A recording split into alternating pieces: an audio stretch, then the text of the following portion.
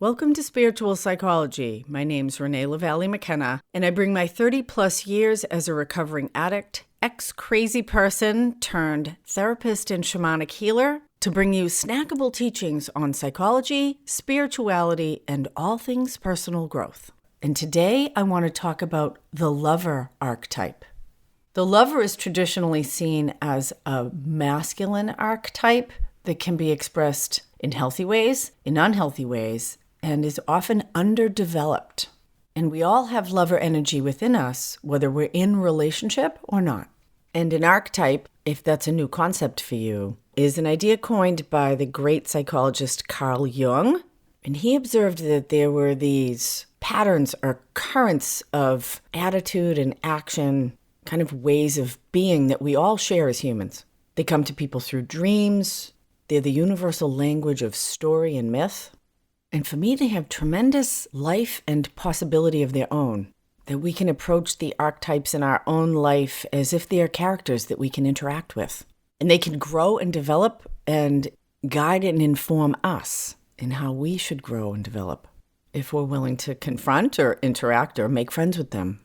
A lot of my work in spiritual psychology works on the archetypal plane, working with archetypes. And one of the reasons I love working this way is because we're bringing the non-physical, the non-rational, the emotional, the energetic, the spiritual, and kinesthetic aspects of ourselves into form so that the conscious mind can interact with them. Once we can conceptualize something in our rational mind, then we can work with it directly in powerful ways that can transform and inform us on all levels. The lover is one of the four main masculine archetypes: the king, the warrior, the lover, and the magician. I looked at the king and the warrior in a previous episode. If you want to check that out, it's called The Sovereign and the Warrior. And I'll explore the mystery of the magician that we all hold within us in an episode coming up. In spiritual psychology, as in Jungian psychology and many other approaches, we all have masculine and feminine within us, all of us.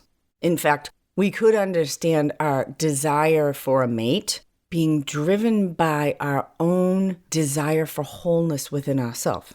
Whether you're in heterosexual or homosexual relationships or something in between, generally there are gender currents, archetypal currents within each partner in a relationship, which kind of play along these masculine and feminine lines. There's a big kink community in San Francisco.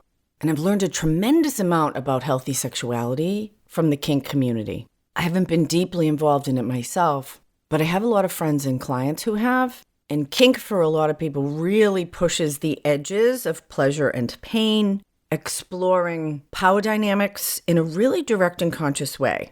It can be tremendously exciting and beneficial and healing for people. It can also be dangerous. And so there's a need for a lot of healthy communication. And one of the common aspects in kink and in sex in general is what they call the dom-sub relationship, which means that one partner is agreed to be dominant and the other is agreed to be submissive. And there's a wide range of how that can look and how those things are played out in kinky sex play. But the dom and the sub each hold a particular kind of power.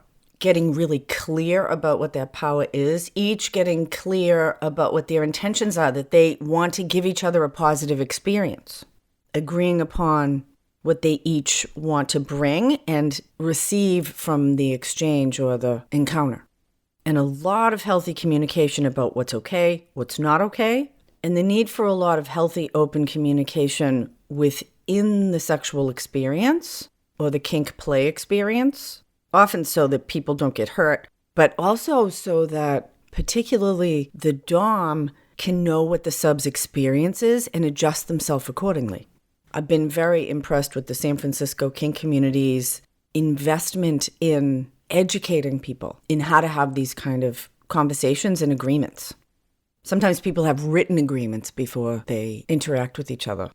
I personally think that would be a great idea for dating and in marriage. In fact, when I do marriage counseling with people, I do have them do written agreements. And I know from my own couples work, when we started to write things down, it moved everything to a different level. Something to bring home to your own relationship. What do you like? What do I like? What do you want? What do I want? What do you not like? What do I not like? What are we willing to agree on? Where can we come together? And this is the essence of healthy lover energy in its relational, sexual aspect. I'll leave a link to the Arrow Bay website. That's the Bay Area website for kink classes, events, and education in the show notes. The lover archetype expands way beyond sexuality into the larger sensual experience of being a human. I'll talk more about that in a few minutes. But I bring up the Dom sub thing. Not everybody's familiar with those terms because this dynamic in kink also relates to a larger healthy relationship with the archetypes of masculine and feminine that live within each of us. That we each have dominant and submissive parts of ourselves. And one way to understand those that's probably a little bit more accurate for the larger masculine and feminine is that the masculine is active and the feminine is receptive. Most of us suck at receiving, and the vulnerable, receptive parts of ourselves is often where much of our wounding lies. And particularly internally within ourselves, the optimal masculine-feminine dynamic from my perspective is this healthy interaction where my dominant masculine self is caring for my receptive feminine self, the feminine part of myself being connected to my deepest experience, my intuition, my desire for connection, meaning, spirituality, that the active parts of myself, the masculine parts of myself that know how to do stuff and create stuff and interact with the world in a successful way, is deeply informed by my own needs, my own desires, and the very healthy aspects of what I need to receive from the world. The masculine is like the breathing out, and the feminine is like the breathing in, and we need both to be a living being. This is kind of an oversimplification, but for many people, the masculine lives in their head, the feminine lives in their heart, and their gut is a healthy place where they can meet. In fact, if you think about that in your body, that our gut and below that in our genitals and pelvic region, that's where masculine and feminine meet in sexuality. And so our gut instincts are usually trustworthy because they are a combination of our masculine and feminine. The more conscious we can get and live from our gut place, I think the more empowered we are. There's been some talk lately about gut brain, and that's a fascinating subject, that actually the flora that live in our gut has influence over our emotional and physical ability to process the world. Fascinating. Way beyond the scope of this podcast right now, because I don't totally understand it. One of the most interesting things about archetypes is the range of expression that they have, from really destructive and selfish to really constructive, productive, and healthy. Archetypes can be the worst of ourselves and the best of ourselves, depending on how we express them and their development in consciousness in our life. And there's a really simple question we can ask ourselves, and it has to do with motives. And motives are a little bit different than intention for me. Intention is my intellectual ideas about what I want, but my motives tend to include all of it, including the stuff I'm unconscious about. And just because I'm unconscious about it doesn't mean I'm not responsible for it, or that it has tremendous impact on my decisions and my actions in the world. And because my decisions and my actions create my reality, it's a really good idea to know what your motives are. And motives are often driven by these archetypal dynamics. They're the deeper currents that we bring into the world. And there's kind of a simple question we can ask ourselves in any decision-making process. Am I making a decision from fear, or am I making a decision from love? Is it selfish? Is it selfless? And selfless doesn't mean that my own highest good is not involved in the hoped-for outcome, but am I thinking only of my own self-interest, or am I considering the highest good of everyone involved? And that is my favorite prayer for guidance, to ask, what is the highest good for everyone involved? Again, the highest good includes me, because I'm involved. This is actually a request for wisdom. And the highest good doesn't necessarily mean what makes everybody happy. I had a very intense interaction with a client recently. I've been seeing her for quite a few years, and she's been really suffering with disconnection and depression. And because I love her and have her highest good in mind, I really confronted her ass about her addiction and about her experience of being victimized by everything. And it may have ended our relationship. She was fucking pissed. And I don't know if it was helpful. I don't know if it was effective. But if I really have someone's highest good in mind, then I may have to tell them things that make them unhappy, because we can't always see ourselves accurately.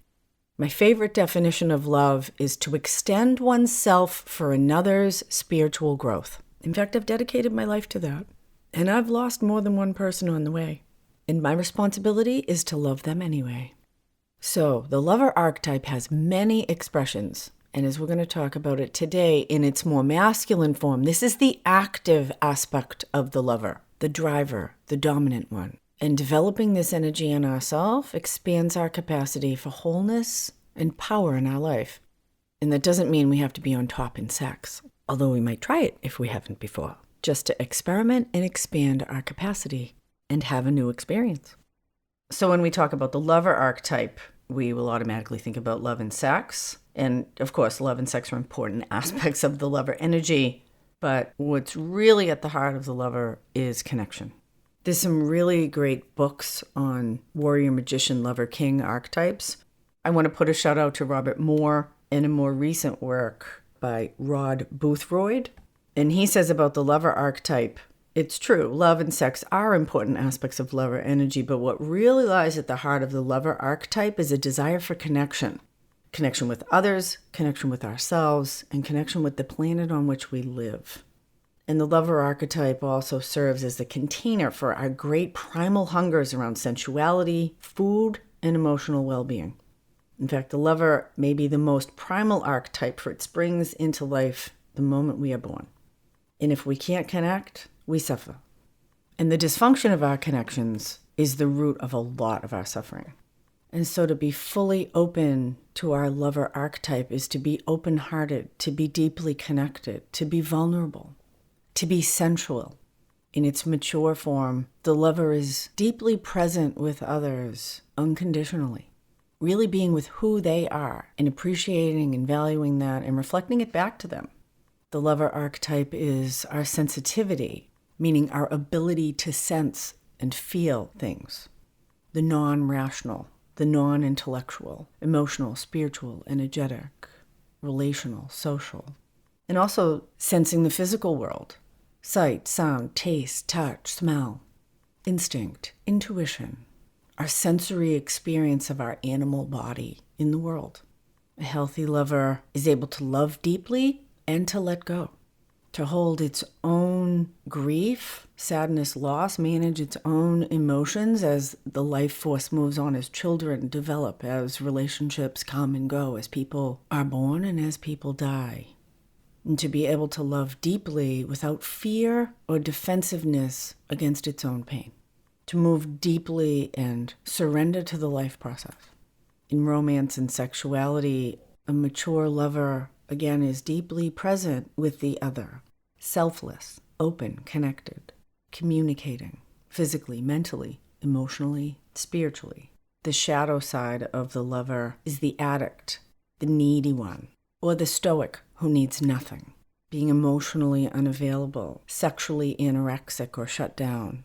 Sexual and social anorexia are terms a lot of people aren't familiar with, and they point to a pattern of withholding or withdrawing from sexual and social interaction, very much like food anorexics avoid food. That's the underdeveloped lover, afraid to get their feelings hurt. Or like a hungry ghost who's so needy they can never be filled and wants the other to complete them rather than to show up as a whole person to another whole person and share the mutual mystery of connection and love. The underdeveloped lover hopes the other will do that work for them.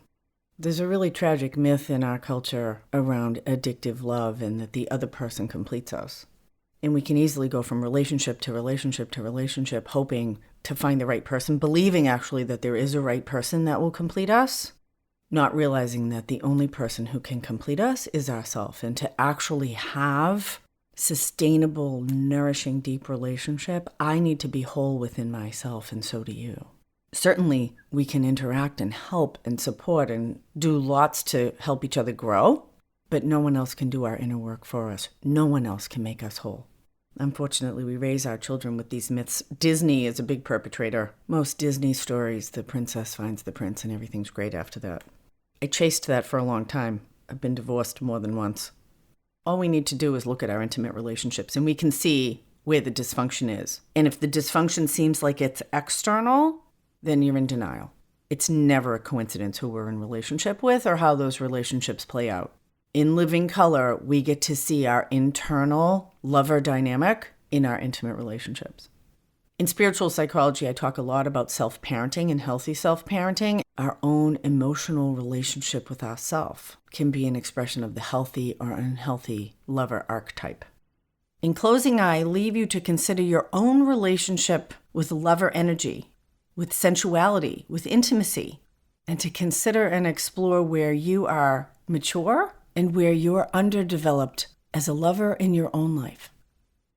I'm experimenting with some spotlight programs, 3 and 5 session series dedicated to a specific kind of work, particularly inner child work, a spotlight for depression, spotlight for anxiety. So if you're interested in dabbling in spiritual psychology work with me, I'm happy to talk to you more about what a spotlight program could do for you in your life. You can shoot me an email, info@reneemckenna.com. I'm so grateful to the people who have been supporting me on Patreon. Thank you so much. I'm dedicated to not putting ads in this podcast. If you want to give a little bit every month, you can follow the link to Patreon in the show notes. Blessings on your path. Until we meet again, this is Renee LaValle McKenna for Spiritual Psychology.